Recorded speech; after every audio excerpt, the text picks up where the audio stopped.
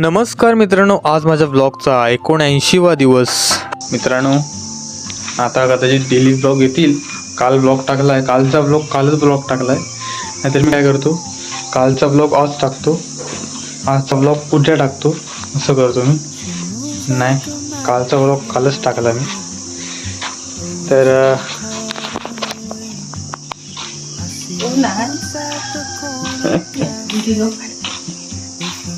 तर मित्रांनो, बघू शकता सकाळपासूनच कामं करायला सुरुवात झालेत आणि आपण घेऊया आता पाणी मारायला. तर मित्रांनो, काल दाखवलंच नाही मी तुम्हाला आम्ही काम केवढं केलेलं आहे.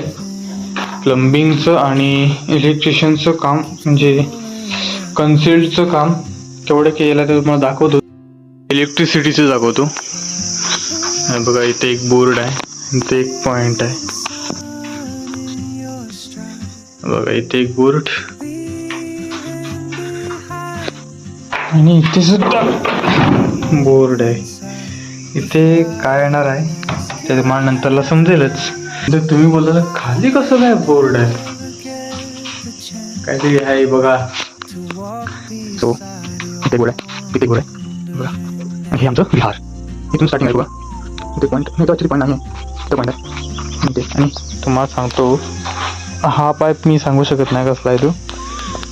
हा पाईप इकडे टाकी लावणार आहे तो, आणि दुसरा पाईप हा आहे ग्रामपंचायतचा, म्हणजे डेली पाणी येतं तो पाईप आहे. हा ते एक बेसिन लागणार आहे म्हणून इथे 2 पाईप सोडलेले आहेत. इकडे बघा, आता काम पण करूया, पूर्ण पाणी मारून घेऊया आता. आणि आज डाएट जाणार आहेत माझी, तर त्यांना सुद्धा सोडायला जायला लागेल.